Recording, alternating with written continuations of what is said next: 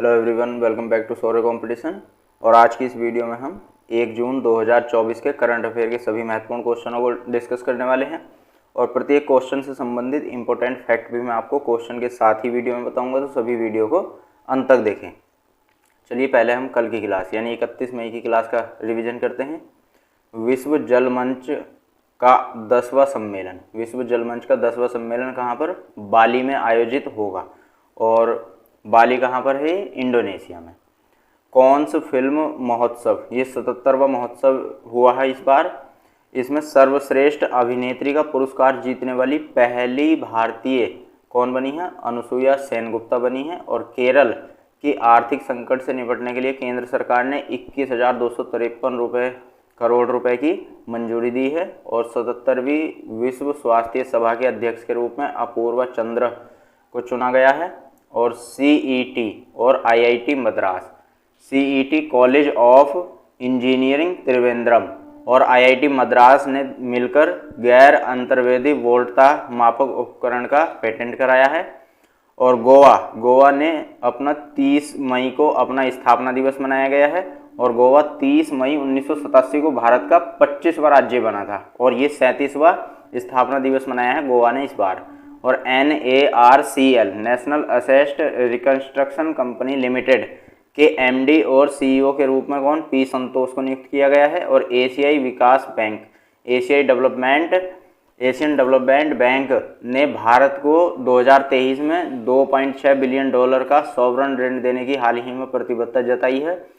तो एशियाई विकास बैंक की स्थापना कब हुई थी? 19 दिसंबर 1966 में हुई थी। ठीक है। और इसका हेडक्वार्टर की बात की जाए तो इसका हेडक्वार्टर मनीला, फिलीपींस में है। नेक्स्ट देखते हैं, सबसे तेज 100 वनडे विकेट पूरे करने वाली महिला क्रिकेटर सोफी एक्लेस्टोन जो इंग्लैंड की रहने वाली है, ये बनी है, इंग्लैंड की क्रिकेटर है ये। और नेपाल की सरकार ने राम सीता मैरिज हॉल को डेस्टिनेशन वेडिंग हब के रूप में विकसित करने की घोषणा की है।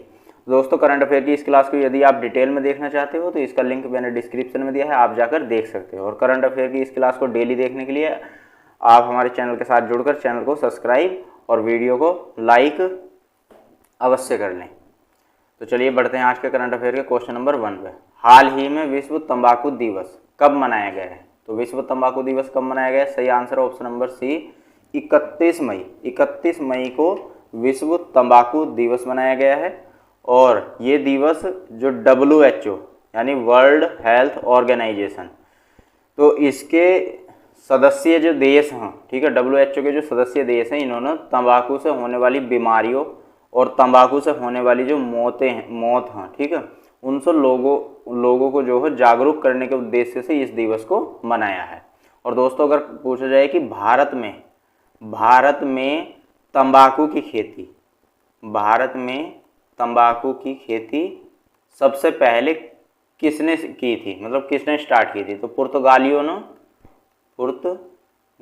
ने सबसे पहले भारत में क्या की थी? तंबाकू की खेती की थी। और कब की थी? तो 1605 ईस्वी में भारत में तंबाकू की खेती की शुरुआत की थी पुर्तगालियों ने। ठीक है। नेक्स्ट देखते हैं दोस्तों, ये मई महीने के सभी इंपॉर्टेंट डेज लिखे हुए हैं। ठीक, इनमें जो ग्रीन कलर के लिखे हुए हैं वे काफ़ी इंपॉर्टेंट है और एग्जाम में पूछे भी गए हैं। जैसे 1 मई को अंतर्राष्ट्रीय मजदूर दिवस या इसको मई दिवस या श्रम दिवस भी कहा जाता है, ये मनाया गया है कब? 1 मई को। और 3 मई को विश्व प्रेस स्वतंत्रता दिवस मनाया गया है। और हाल ही में भी विश्व प्रेस स्वतंत्रता की रिपोर्ट जारी हुई थी, तो उसमें 180 देशों ने भाग लिया था और भारत उसमें 159वीं नंबर पर रहा था। और यहीं पर अगर हम बात करें 2023 की, 2024 की रिपोर्ट जारी हुई है, अगर 2023 की रिपोर्ट की बात करो तो 2023 में भारत की जो रैंक रही थी वो 161वीं रैंक रही थी। और 7 मई को विश्व एथलेटिक दिवस मनाया गया है। 8 मई को विश्व रेड क्रॉस दिवस के रूप में मनाया गया है। और 12 मई को अंतर्राष्ट्रीय नर्स दिवस के रूप में मनाया गया है। मदर्स डे भी इसी 12 मई को मनाया गया है। ठीक है, मदर्स डे। और 21 मई को राष्ट्रीय आतंकवाद विरोधी दिवस के रूप में मनाया गया है। और बाकी देखो, एक ये 29 नंबर का है, जैसे ये भी काफ़ी इंपॉर्टेंट है। 29 मई को अंतर्राष्ट्रीय एवरेस्ट दिवस मनाया गया है, क्योंकि 29 मई 1953 को सबसे पहली बार जो नीदरलैंड के रहने वाले हैं, कौन? नीदरलैंड के जो रहने वाले थे, इनका नाम क्या था? इनका नाम था सर एडमंड हिलेरी, ठीक है। और जो नेपाल भारतीय नेपाली हैं ये तेंजिंग नोर्गे शेरपा, ठीक है। ये पहली बार 29 मई 1953 को एवरेस्ट शिखर पर चढ़े थे, ठीक है। तो इसी याद में जो हो 29 मई को अंतर्राष्ट्रीय एवरेस्ट दिवस मनाया जाता है, ठीक। तो बाकी भी आप पढ़ सकते हो, ये वाले भी, ये भी इम्पोर्टेंट हैं वैसे। नेक्स्ट क्वेश्चन, हाल ही में रिलायंस इंडस्ट्रीज लिमिटेड ने किस राज्य में भारत के पहले मल्टी मॉडल लॉजिस्टिक्स पार्क का निर्माण शुरू करने की घोषणा की है? सही आंसर हो option number D, Tamil Nadu. Tamil Nadu की राजधानी चेन्नई है और तमिलनाडु के सीएम कौन है, मुख्यमंत्री कौन है? एम.के. स्टालिन। और राज्यपाल कौन है? आर.एन. रवि, ठीक है। तो रिलायंस इंडस्ट्रीज लिमिटेड ने तमिलनाडु में भारत के पहले मल्टी मॉडल लॉजिस्टिक्स पार्क का निर्माण शुरू करने की घोषणा की है। नेक्स्ट क्वेश्चन, हाल ही में टीसीएस यानी टाटा कंसल्टेंसी सर्विसेज और किसने भारत का पहला क्वांटम डायमंड माइक्रोचिप इमेजर विकसित किया है? सही answer option number B, IIT Bombay. TCS और आईआईटी बॉम्बे ने मिलकर भारत का पहला क्वांटम डायमंड माइक्रोचिप इमेजर विकसित किया है। और देखते हैं आईआईटी दिल्ली ने अबू धाबी, जो यूएई की राजधानी है, संयुक्त अरब अमीरात की, यहाँ पर अपना पहला शैक्षणिक सत्र जो हो 2024-25 में शुरू करने की घोषणा की है। और आईआईटी पटना को उसके लागत प्रभावी इन्वर्टर के लिए पेटेंट प्रदान किया गया है। आईआईटी मद्रास की ई प्लेन की इलेक्ट्रिक एयर टैक्सी 2025 में लॉन्च होगी। और बीईएल ने क्वांटम टेक्नोलॉजी में सहयोग के लिए आईआईटी मंडी के साथ समझौता किया है। और आईआईटी जोधपुर ने त्वरित रोग पहचान करने वाले नैनो सेंसर का आविष्कार किया है। और आईआईटी मद्रास में सरलीकृत 5G प्रायोगिक लाइसेंस लॉन्च किया गया है। और इलैयाराजा और आईआईटी मद्रास ने संगीत अनुसंधान केंद्र की स्थापना की है। और आईआईटी रोपड़ के शोधकर्ताओं ने सतलुज में एक दुर्लभ धातु, कौन सी? टैटलम की खोज की है। नेक्स्ट क्वेश्चन, हाल ही में किस अखबार के मेड ऑफ चेन्नई अभियान ने बेस्ट इन ऑडियंस एंगेजमेंट श्रेणी में पुरस्कार जीता है? तो सही आंसर है option number B, the Hindu. ये एक अंग्रेजी अखबार है और इसने भी एक अभियान चलाया था, मेड ऑफ चेन्नई, ठीक है। तो इसमें बेस्ट इन ऑडियंस एंगेजमेंट श्रेणी में इसे पुरस्कार मिला है। दोस्तों द हिंदू की बात करूं तो द हिंदू का जो मुख्यालय है, हेडक्वार्टर है, वो चेन्नई में है। चेन्नई ये तमिलनाडु की राजधानी है, ठीक है। और द हिंदू की जो शुरुआत हुई थी, ये जो प्रारंभ हुआ था, ठीक है, ये एक पत्रिका के रूप में प्रारंभ हुआ था, पत्रिका के रूप में, ठीक है। और कब प्रारंभ हुआ था पत्रिका के रूप में? तो 1878 ईस्वी में प्रारंभ हुआ था, ठीक है। बाद में जो हो 1987 ईस्वी में दैनिक रूप से प्रकाशित होने लगा, ठीक है। और अगर हम 2014 के सर्वेक्षण की बात करें, तो 2014 के सर्वेक्षण में जो हो द हिंदू अखबार जो है, ये भारत के सभी अखबारों में तीसरी रैंक पर पढ़ा जाने वाला अखबार है, ठीक है, तीसरे नंबर पर, ठीक। पहले नंबर पर कौन है? तो जो द टाइम्स ऑफ इंडिया है, ये पहले नंबर पर है। और हिंदुस्तान टाइम्स जो है, ये दूसरे नंबर पर पढ़ा जाने वाला अखबार है भारत में, ठीक है। और दोस्तों द हिंदू ने अभी हाल ही में जो हो 3 पुरस्कार जीते थे।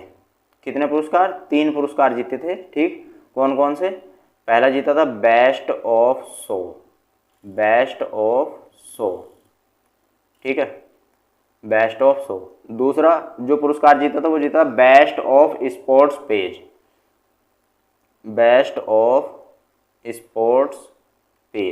ठीक है। बेस्ट ऑफ स्पोर्ट पेज के लिए इसे गोल्ड मिला था, ठीक है। कौन सा पुरस्कार मिला? गोल्ड मिला था। और तीसरे नंबर का जीता था बेस्ट ऑफ डबल स्प्रेड। और बेस्ट ऑफ डबल स्प्रेड के लिए इसे उत्कृष्टता का पुरस्कार मिला था, तो इन 3 पुरस्कार से सम्मानित किया गया था अभी किसे?